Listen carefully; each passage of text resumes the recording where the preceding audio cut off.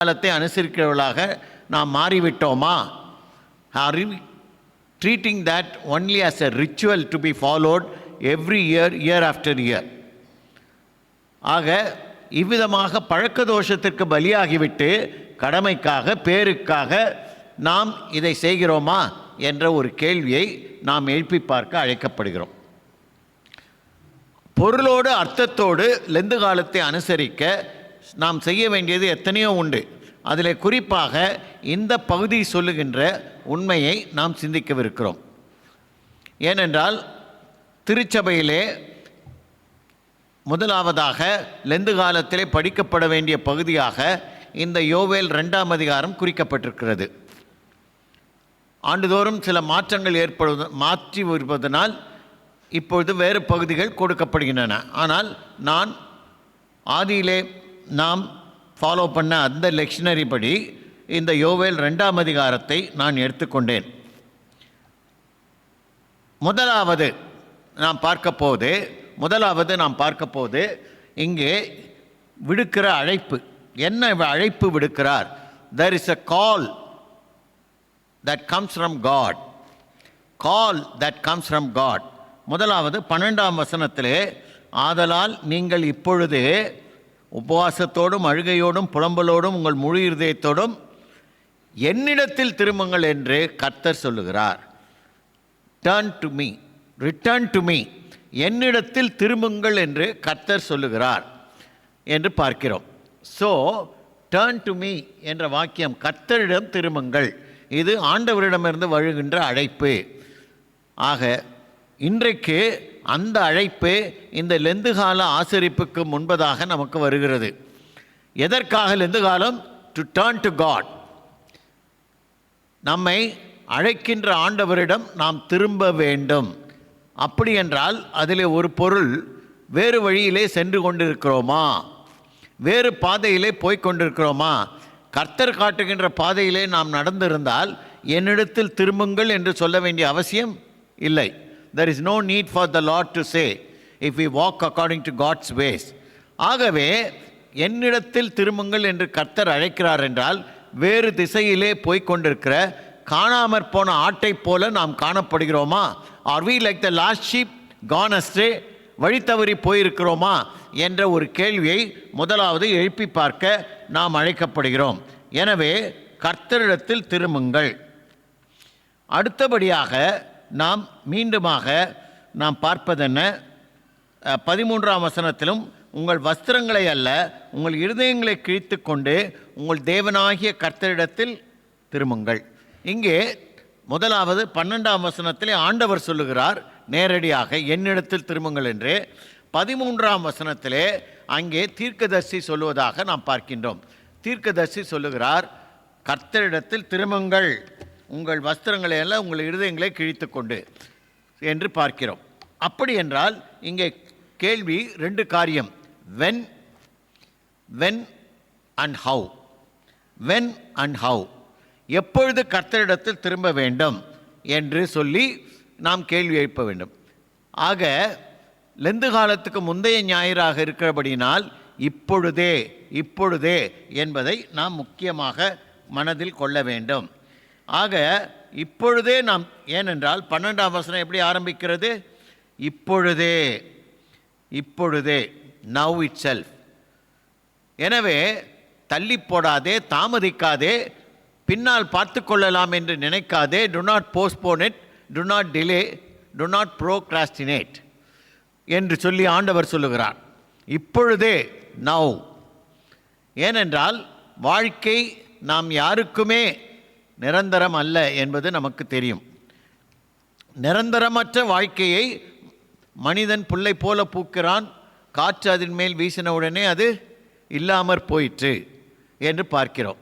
அது இருந்த இடமும் இனி அதை அறியாது.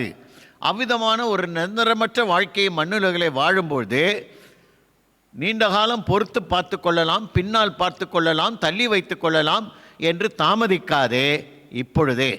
அதற்கு 2 கொரிந்தியர் 6ஆம் அதிகாரம் 2ஆம் வசனம் பார்ப்போமா? 2 கொரிந்தியர் 6ஆம் அதிகாரம் 2ஆம் வசனத்திலே பவுலடியார் அந்த வசனத்தின் கடைசி பகுதியிலே அனுக்கிரக காலத்திலே நான் உனக்கு செவி கொடுத்து இரட்சணிய நாளிலே உனக்கு உதவி செய்வேன் என்று சொல்லி, இதோ இப்பொழுதே அனுக்கிரக காலம், இப்பொழுதே இரட்சணிய நாள், இப்பொழுதே அனுக்கிரக காலம், இப்பொழுதே இரட்சணிய நாள். So today is the day, now is the time, don't delay it, don't postpone it என்று இங்கே சொல்வதாக பார்க்கிறோம். எனவே இந்த ஆராதனையிலே பங்கேற்கின்ற நம்மில் எத்தனை பேர் கர்த்தரை விட்டு வழி விலகி போயிருக்கிறோம்? இந்த லெந்து காலத்திலாவது உன் சமாதானத்துக்கு ஏற்றவைகளை நீ அறிந்திருந்தாயானால் நலமாயிருக்கும். கர்த்தரிடத்தில் திரும்புவாயா? will you turn to God? will you return to him? ஏன் ரிட்டர்ன் என்ற வார்த்தையை பயன்படுத்துகிறேன் என்றால், ஏற்கனவே கர்த்தரிடத்தில் இருந்தவர்களாக இருந்து பின்வாங்கி போனவர்கள், வழி விலகி போனவர்களில் நாம் காணப்படலாம். ஆக மேய்ப்பனிடத்தில் இருந்த ஆண்டு திடீரென்று வழி விலகி போனபடியினால்தான் காணாமற் போன ஆடு என்று அழைக்கப்பட்டது. அவ்விதமாகவே நாமும் காணாமற் போன ஆடாக இன்றைக்கு காணப்படுகிறோமா என்ற கேள்வியை நாம் எழுப்பி பார்ப்போம். அடுத்தபடியாக எப்பொழுது என்று சொன்னேன். இப்பொழுது அடுத்தபடியாக ஹவு என்ற கேள்வி. ஹவு என்ற கேள்வி. முதலாவது நாம் இந்த பகுதியிலே மீண்டுமாக நம்முடைய கீ பேசேஜ் யோவேல் 2ஆம் அதிகாரத்திலே பார்ப்பது 12ஆம் வசனம். உபவாசத்தோடும், நீங்கள் இப்பொழுதே உபவாசத்தோடும் அழுகையோடும் புலம்பலோடும் உங்கள் முழு இருதயத்தோடும் என்னிடத்தில் திரும்புங்கள் என்று கர்த்தர் சொல்கிறார். முழு இருதயத்தோடும், உபவாசத்தோடு. ஆக உபவாசிக்கின்ற நாள் ஆரம்பமாகிறது. நாம் ஆண்டுதோறும் லெந்து காலத்தை உபவாசத்தின் நாளாக நாம் அனுசரிக்க அழைக்கப்படுகிறோம். ஆக ஏன் உபவாசம் வெறும் உண்ணா நோன்பு இருத்தல் என்று மற்ற சமயத்தினர் இருப்பதைப் போல ஏதோ சாப்பிடாமல் இருக்கிறோம் என்பது முக்கியமல்ல. ஆண்டவரிடத்தில் நெருங்கத்தக்கதாக உணவையே மறந்து விடக்கூடிய அளவுக்கு நாம் வளர வேண்டும். I am forgetting to eat because of my relationship with the Lord. I want to become closer to God. Therefore, I am able to forget even my food என்ற அளவுக்கு, உணவையே மறந்து விடுகின்ற அளவுக்கு நாம் வர வேண்டும்.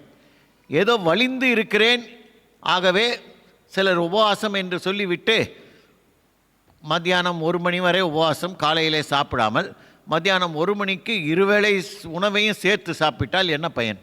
உபவாசமா அது? அல்லது மத்தியானம் சாப்பிடாமல் இருக்கேன், ஆகவே இரவு நல்ல ரிச் டயட்டாக நான் சாப்பிடுகிறேன் என்று சொல்வது மத்தியானம் உபவாசம் என்பதற்கு அர்த்தம் இல்லாமல் போய்விடும். நம்முடைய குடும்பத்தை சேர்ந்த நமக்கு நெருங்கிய பிள்ளை சுகவீனமாய் மருத்துவமனையில் இருக்கும்போது ட்ரீட்மெண்ட், டாக்டருக்கு கொண்டு போய் ஆப்ரேஷன் தியேட்டரில் ஒரு மைனர் ஆப்ரேஷன் என்றெல்லாம் சொல்லி நீங்கள் பயப்பட வேணாம் அப்படிலாம் சொன்னாலும், நம்ம சரி அவனுக்கு ஆப்ரேஷன் நடக்கட்டும், அவன் தியேட்டரில் தானே கூட்டின்னு போயிருக்காங்க, நான் வெளியே எதுக்கு சும்மா உட்காந்துருப்பேன், போய் அங்கே இருக்க எங்கள் கேன்டீன் அங்கே போய் நல்லா சாப்பிட்டுட்டு அப்புறம் ஆப்ரேஷன் முடிஞ்ச பிறகு வரேன்னு சொல்லுவோமா? அந்த எண்ணத்தோடவே அப்படியே உணவையே மறந்து விட்டு அங்கே இருப்போமா? ஆப்ரேஷன் தியேட்டருக்கு வெளியே எப்படி இருப்போம்? யோசித்து பாருங்கள். ஏன்? Because of our relationship with our child. பிள்ளையோடு இருக்கிற உறவு நம்மை சாப்பிட விடாது. அதே போல் இந்த உபவாசம் என்ற சொல்லை ஆண்டவரோடு இருக்கின்ற உறவு நெருங்கிய உறவாக இருப்பதனால் நான் சாப்பாட்டையே மறந்து விடுகிறேன் என்ற அளவுக்கு வர வேண்டும். அடுத்தபடியாக நாம் பார்ப்பது அழுகையோடும் புலம்பலோடும். அப்படி என்றால் என்ன? பாவம் செய்து விட்டோம் என்ற ஒரு மன வருத்தம். So repentance. பாவம் செய்திருக்கிறோம், ஆகவே நாங்கள் மனஸ்தாபப்பட்டு நாங்கள் மனம் வருந்துகிறோம். எனவே அழுகை புலம்பல் என்பது நம்முடைய மனமாற்றத்துக்கு அடையாளமாக இருக்க வேண்டும். பாவத்தை விட்டு மனம் திரும்பி இவ்விதமாக நாம் கர்த்தரிடத்தில் திரும்ப வேண்டும். அப்படியே திரும்புவது என்பதல்ல. ரிப்பென்ட் புதிய ஏற்பாட்டிலே எத்தனை முறை வருகிறது என்பதை நாம் அனைவரும் அறிந்திருக்கிறோம். யோவான் ஸ்நானகன் ஊழியத்தை ஆரம்பிக்கும் போதே மனம் திரும்புங்கள், இயேசுவானவர் ஊழியத்தை ஆரம்பிக்கும் போதே மனம் திரும்புங்கள், தேவனுடைய ராஜ்யம் சமீபமாக இருக்கிறது என்று சொல்லி அவரும் repent for the kingdom of God is at hand என்று தான் ஆரம்பிக்கிறார் என்று பார்க்கிறோம். அதே போல பேதுரு மற்ற பவுல் போன்றவர்கள் மனம் திரும்புங்கள் என்று பல முறை அப்போஸ்தலர் நடவடிக்கைகள் புத்தகத்திலும் அங்கே நிருபங்களிலும் எழுதியிருப்பதை நாம் அறிந்திருக்கிறோம். வெளிப்படுத்தின விசேஷத்தில் வருகின்ற 7 சபைகளுக்கு சொல்லப்பட்ட செய்தியை படிக்கும் போதும் மனம் திரும்பு, மனம் திரும்பு, மனம் திரும்பு என்று வருவதை நாம் படித்திருக்கிறோம். எனவே ரிப்பென்டன்ஸ் இஸ் அ மஸ்ட். மனம் திரும்புதல் என்பது அத்தியாவசியமானது. லெந்து காலம் நாம் மனம் திரும்புகின்ற காலமாக மாற்றிக்கொள்ள வேண்டும். ஆகவே இப்பொழுதே திரும்புங்கள், மனம் திரும்புங்கள். அழுகையோடு புலம்பலோடு நீங்கள் செய்த பாவங்களை நினைத்து கதறி அழுங்கள் என்று இங்கே சொல்லுவதாக நாம் பார்க்கின்றோம். அது மட்டுமல்ல, 13ஆம் வசனம் மிக முக்கியமானது. என்ன? நீங்கள் உங்கள் வஸ்திரங்களை அல்ல, உங்கள் இருதயங்களை கிழித்து உங்கள் தேவனாகிய கர்த்தரிடத்தில் திரும்புங்கள். உங்கள் வஸ்திரங்களை அல்ல, உங்கள் இருதயங்களை கிழித்து கொண்டு உங்கள் தேவனாகிய கர்த்தரிடத்தில் திரும்புங்கள். நாட் சிம்ப்ளி அவுட்வர்ட், ஏதோ முகத்தை வாடலாக வைத்துக்கொண்டு உபவாசம் இருப்பது எல்லாருக்கும் தெரிய வேண்டும் என்பதற்காக முகவாடலாக இருந்து என்ன சாப்பிடலையா என்ன சாப்பிடலையா என்று மற்ற கேட்கக்கூடிய அளவுக்கு முகத்தை வாடலாக வைத்து கொண்டு செய்வதல்ல. மத்தேயு 6ஆம் அதிகாரத்தை எடுத்து பார்த்தால் நமக்கு தெரியும் எப்படி ஜெபிக்க வேண்டும், எப்படி உபவாசிக்க வேண்டும், எப்படி தர்மம் செய்ய வேண்டும் என்பதை குறித்து 6ஆம் அதிகாரத்தில் இயேசுவானவர் கொடுக்கின்ற போதனை. ஆக நீ உபவாசிக்கும் போது முகவாடலாய் இராதே. நீ செய்கின்ற உபவாசம் மற்றவருக்கு தெரிய வேண்டும் என்று அவசியமில்லை, அது உனக்கும் தேவனுக்கும். அப்படிப்பட்ட ஒரு உணர்வோடு நாம் உபவாசிக்க வேண்டும். ஆகவே முழு இருதயத்தோடு கர்த்தரிடத்தில் திரும்புங்கள். அரைக்குறையாக திரும்பிவிட்டு 40 நாள் திரும்பிவிட்டு 41ஆவது நாள் மறுபடியும் நான் அதே வழியிலே நடப்பேன் என்பதற்காகவா திரும்ப சொல்லுகிறார்? இன்றைக்கு நாம் 2 கற்பனைகள் படிக்க கேட்டோம். உன் முழு இதயத்தோடும், உன் முழு ஆத்மாவோடும், உன் முழு மனதோடும், உன் முழு பலத்தோடும் உன் தேவனாகிய கர்த்தரிடத்தில் அன்பு கூறுவாயாக, வித் ஆல் யுவர் ஹார்ட் என்று சொல்லி அங்கே படிக்க கேட்டோம். கர்த்தாவே எங்களுக்கு இறங்கி இந்த பிரமாணத்தை கைக்கொள்ள எங்கள் இருதயத்தை ஏவியர்களும் என்று பதில் சொன்னோம். அப்படியானால் உண்மையாகவே அது நாம் சொன்ன பதிலா, நம்முடைய உதட்டிலிருந்து மட்டும் வந்த பதிலா என்பதை நாம் ஆராய்ந்து பார்க்க அழைக்கப்படுகிறோம். முழு இருதயத்தோடு திரும்ப வேண்டும் என்று கர்த்தர் எதிர்பார்க்கிறார். So repent with your whole heart என்று சொல்லி அங்கே பார்க்கிறோம். முழு இருதயத்தோடு நாம் திரும்ப வேண்டும். எரேமியா தீர்க்கதரிசியின் புத்தகம் 29ஆம் அதிகாரம் 13ஆம் வசனம், ஜெரமையா சாப்டர் 29 verse 13. அங்கே என்ன பார்க்கிறோம்? உங்கள் முழு இருதயத்தோடும் என்னை தேடுகிறானால் என்னை தேடுகையில் கண்டுபிடிப்பீர்கள். If you search me with your whole heart then you will find me. ஆண்டவரை தேடி கண்டுபிடிக்க முடியவில்லை என்று குறை சொல்லாதே. அவர் இஸ் அவைலபிள். ஆனால் நாம் முழு இருதயத்தோடும் தேடுவதில்லை, அரைக்குறையாக தேடுகிறோம். ஆக ஏனோ தானோ என்று தேடுகிறோம். முழு கான்சன்ட்ரேஷனோடு தேடினால் நமக்கு கிடைப்பார். ஒரு 5 ரூபாய் நோட்டையோ அல்ல 10 ரூபாய் நோட்டையோ தவறவிட்டால் நாம் தேடுவோம். 5 ரூபாய் வைத்தேன், 10 ரூபாய். ஆனால் ஒரு நகையை தவறவிட்டால் எப்படி தேடுவோம்? ஐயோ, இங்கே தேடு, அங்கே தேடு, அது எவ்வளோ விலை, அது எவ்வளோ காஸ்ட்லி அப்படின்னு சொல்லிட்டு, காரணம் வேல்யூ. 5 ரூபா அட போனால் போகுது, யாரோ பெருக்கி போட்டுருப்பாங்களா போனால் போகுது, அல்லது அந்த காயின் போய் வெளியே விழுந்துட்டுருக்குமா போனால் போகுது. ஏன்னா 5 ரூபாய் வேல்யூ. கடவுளோடு நமக்குள்ள உறவு வேல்யூபிள், வெரி வேல்யூபிள் என்பதை நாம் உணர்ந்தால் தீவிரமாக தேடுவோம். ஆகவே பிரியமானவர்களே, லெந்து காலத்துக்கு ஆயத்தமாக search God, turn to God, repent of your sins and search God whole heartedly. முழு மனதோடு கர்த்தரை தேடும்படியாக நாம் அழைக்கப்படுகிறோம். ஆகவே தான் அழுகை, புலம்பல், முழு இருதயத்தோடு தேடுங்கள் என்றெல்லாம் இந்த வசனங்களிலே வருகிறதாக நாம் பார்க்கிறோம். இந்த யோவேல் 2ஆம் அதிகாரம் மிக முக்கியமான அதிகாரம். அடுத்தபடியாக எதன் அடிப்படையிலே தேட வேண்டும் என்றால், அங்கே பாருங்கள் 13ஆம் வசனத்திலே தேவனாகிய கர்த்தரிடத்தில் திரும்புங்கள் என்று சொல்லுகிறவர் தேவன் எப்படிப்பட்டவர் என்று சொல்லுகிறார். அவர் இரக்கம், மன உருக்கம், நீடிய சாந்தம், மிகுந்த கிருபையுள்ளவர், தீங்குக்கு மனஸ்தாபப்படுகிறவர். அவர் நாம் மனம் வருந்தி மனம் திரும்பி தேடும்போது அவர் மனஸ்தாபப்படுகிறாராம். ஐயோ என் பிள்ளை. இதை பிக்சரைஸ் பண்ணுறது தான் நாம் நற்செய்தி பாடமாக வாசிக்க கேட்ட லூக்கா 15ஆம் அதிகாரம். மகன் தூரதேசத்திலே, ஐயோ என் தகப்பன் வீட்டில் எத்தனையோ வேலைக்காரருக்கு பூர்த்தியான சாப்பாடு கிடைக்கிறது, எனக்கோ நான் பசியினால் வாடுகிறேனே, நான் எழுந்து என் தகப்பனத்துக்கு போய், தகப்பனே உமக்கு விரோதமாகவும் பரத்துக்கு விரோதமாகவும் நான் பாவம் செய்தேன், இனிமேல் உம்முடைய மகன் என்று சொல்லப்படுவதற்கு நான் பாத்திரன் அல்ல, உம்முடைய கூலிக்காரில் ஒருவனாக என்னை வைத்துக்கொள்ளும் என்று சொல்லுவேன் என்று சொல்லி அந்த 17ஆம் வசனம் தன்னை குறித்து சிந்தித்து மனஸ்தாபப்பட்டு அறிக்கையிட்டு அவன் திரும்ப வருகிறான். மனதிலேயே தான் பாவ அறிக்கையை அவன் மனப்பாடம் செய்கிறான். வரும்போது தகப்பனார் எப்படி, அவன் வந்து கதவை தட்டி அனுமதி பெற்று உள்ளே வந்து காலில் விழும் வரை காத்திருக்கவில்லை. அவர் ஓடுகிறார். ஏன்? அவன் தூரத்தில் வரும்போதே கண்டு, அவர் விழிகள் அவன் எப்பொழுது திரும்புவான் என்று வழிமேல் விழி வைத்து காத்து கொண்டிருக்கிற அன்பு. ஆக திரும்ப மாட்டானா வந்த அவன் வருகிறான் என்று தெரிந்தவுடனே ஓடி, யார் முதலில் தகப்பனார் ஓடுகிறார். அவருடைய கால்கள் விரைந்தோடும் கால்கள், அவருடைய கைகள் மகனை கட்டி முத்தமிடுகிறார், அரவணைத்து கொள்ளுகிறார். அவருடைய வாய் முத்தமிடும் வாய். அந்த வர்ணனையை நீங்கள் ஒவ்வொன்றாக படித்து பாருங்கள். எப்படி அவன் உம்முடைய கூலிக்காரில் ஒருவனாக என்னை வைத்துக்கொள்ளும் என்று சொல்வதற்கு முன்னாலே அவனை கட்டிப்பிடித்து, போதும் நீ வந்து விட்டாய், அது போதும், கூலிக்காரில் ஒருவனாக வைத்துக்கொள்ளும் என்று சொல்ல விடவில்லை தகப்பன் அந்த அறிக்கையில். ஏன்? அது you come I am ready to receive you என்று. ஆகவே நம்முடைய ஆண்டவர் நம்மை அணைத்து கொள்ள ஆயத்தமாக இருக்கிறார். இந்த லெந்து காலத்திலாவது அவருடைய அன்பு, அவருடைய கிருபை, அவருடைய இரக்கம் இவற்றையெல்லாம் உணர்ந்து திரும்புவாயா?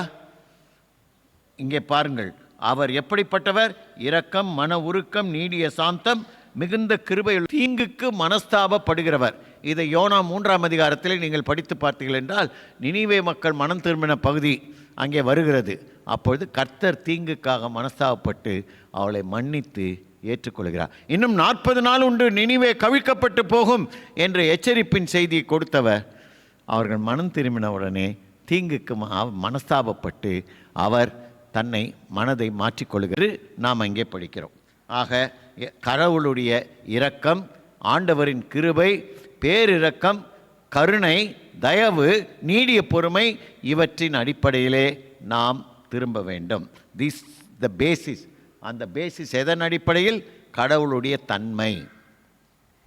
எதற்காக திரும்ப வேண்டும்? கடைசியாக எதற்காக என்று நாம் பார்க்கும்பொழுது 14ஆம் வசனம், ஒருவேளை அவர் திரும்பி மனஸ்தாபப்பட்டு உங்கள் தேவனாகிய கர்த்தருக்கு போஜன பலிகளையும் பான பலிகளையும் செலுத்துவதற்கான ஆசீர்வாதத்தை தந்தருளுவார்.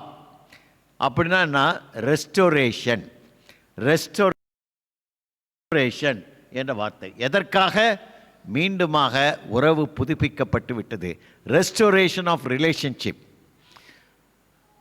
இளைய மகன் திரும்பின உடனே நாம் வாசிக்க கேட்ட நற்செய்தி பாகம் ரெஸ்டோரேஷன் ஆஃப் ரிலேஷன்ஷிப். அங்கே நடைபெற்ற ஒப்புரவாக்குதல், உறவு மீண்டுமாக நிலைநிறுத்தப்படுதல். இந்த லெந்து காலத்தில் ஆண்டவரோடு உள்ள உறவை புதுப்பித்துக் கொள்வாயா?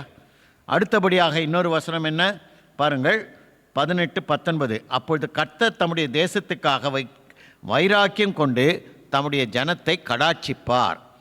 கர்த்தர் மறுமொழி கொடுத்து தம்முடைய ஜனத்தை நோக்கி, இதோ நான் உங்களை இனி புறஜாதிகளுக்குள் நிந்தையாக வைக்காமல் உங்களுக்கு தானியத்தையும் திராட்சரசத்தையும் கொடுத்தேன், அதனால் நீங்கள் திருப்தி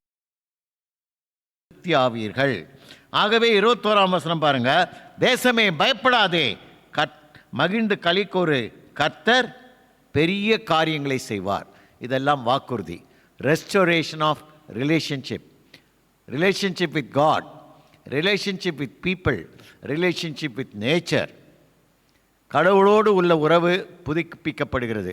மற்றவர்களோடு உறவு, இந்த லெந்து காலத்தில் உறவு சரியில்லாமல் இருந்தால் மற்றவர்களோடு உள்ள உறவையும் புதுப்பித்துக்கொள். யார் மேல் கோபமாக இருக்கிறாயோ, யாரை விட்டு நீ ஒதுங்கி வேண்டியதில்லை, அவருடைய உறவு, அவருடைய முகத்தில் கூட முடிக்க மாட்டேன் என்று இருக்கிறாயோ, சரி செய்து கொள். ரெஸ்டோரேஷன் ஆஃப் ரிலேஷன்ஷிப் இயற்கையோடும். ஆகவே தான் தானியம் பாருங்கள், அந்த வசனத்திலே தானியம், திராட்சரசம், எண்ணெய் என்றெல்லாம் வருவது இயற்கை. இயற்கையும் செழிப்பாக மாறும். இயற்கையும் செழிப்பாக மாறும். ஆக ஏனென்றால் பயப்படாதே, கர்த்தர் மகிழ்ந்து களி கூறு, கர்த்தர் பெரிய காரியங்களை செய்வார். லெந்து காலத்தில் உங்கள் வாழ்க்கையிலும் என் வாழ்க்கையிலும் நாம் ஒவ்வொருடைய வாழ்க்கையிலும் கர்த்தர் பெரிய காரியங்களை செய்ய வேண்டும் என்றால், முதலாவது டர்ன் டு காட், கடவுளிடம் திரும்புங்கள். ரெண்டாவது ரிப்பெண்ட் ஆஃப் யுவர் சின்ஸ், உங்களுடைய பாவங்களை உணர்ந்து மனம் திரும்பி அறிக்கையிடுங்கள், இளைய மகனைப் போல அறிக்கையிடுங்கள். மூன்றாவதாக நீங்கள் எப்படி திரும்ப வேண்டும்? அழுகையோடு புலம்பலோடு. அடுத்தபடியாக எதன் அடிப்படையில்? கர்த்தருடைய கிருபை, இரக்கம், தயவு, கருணை, இதன் அடிப்படையில் திரும்புங்கள். அவர் மனஸ்தாபப்பட்டு அவர் திரும்புகிறார். அவர் மனஸ்தாபப்பட்டு அவர் நம்மிடம் திரும்ப ஆயத்தமாக இருக்கிறார். எதற்காக? ரெஸ்டோரேஷன், மீண்டுமாக உறவு புதுப்பிக்கப்பட. ஆதாம் ஏவாள் பழத்தை சாப்பிட்டவுடனே உறவை முறித்து கொண்டு விட்டோம் என்று தெரிந்து போய் ஒளிந்து கொண்டார்கள். ஆதாமே நீ எங்கே இருக்கிறாய் என்று ஆண்டவர் கேட்கக்கூடிய அளவுக்கு ஒளித்து கொண்டார்கள். இன்றைக்கு சகோதரனே எங்கே இருக்கிறாய், சகோதரியே எங்கே இருக்கிறாய், என் மகனே எங்கே இருக்கிறாய் என்று கர்த்தர் கேட்கக்கூடிய அளவுக்கு நாம் உறவு முறிந்திருக்கிறதா? இந்த லெந்து காலம் உறவை சரி செய்து கொள்கிற காலம். ஆண்டவரோடு உள்ள உறவு, பிற மனிதர்களோடு உள்ள உறவு, இயற்கையோடு உள்ள உறவு எல்லாம் சரி செய்யப்படக்கூடிய ஒரு காலம். செழிப்பு ஏற்படும், பயப்படாதே, மகிழ்ந்து களி கூறு. சகோதரனே, சகோதரியே, தேசமே, திருச்சபை மக்களே, பயப்படாதேங்கள், மகிழ்ந்து களி கூறுங்கள். கர்த்தர் பெரிய காரியங்களை செய்வார் இந்த லெந்து காலத்தில் என்ற உணர்வோடே லெந்துக்குள் பிரவேசிக்க நம்மை ஆயத்தப்படுத்திக் கொள்வோம். ஜெபிப்போம்.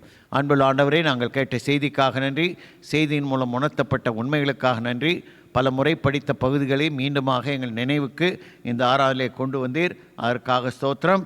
இப்பொழுதும் நாங்கள் செய்தியின் அடிப்படையிலே நாங்கள் கர்த்தரிடத்தில் திரும்ப வேண்டும் என்ற ஆவலோடு வாஞ்சையோடு எங்களை அர்ப்பணித்து திருவிருந்திலே பங்கேற்க இந்த செய்தி எங்கள் உள்ளங்களை ஆயத்தப்படுத்த இயேசுவின் இனிய நாமத்தில் வேண்டிக் கொள்கிறோம் பரம தகப்பனே.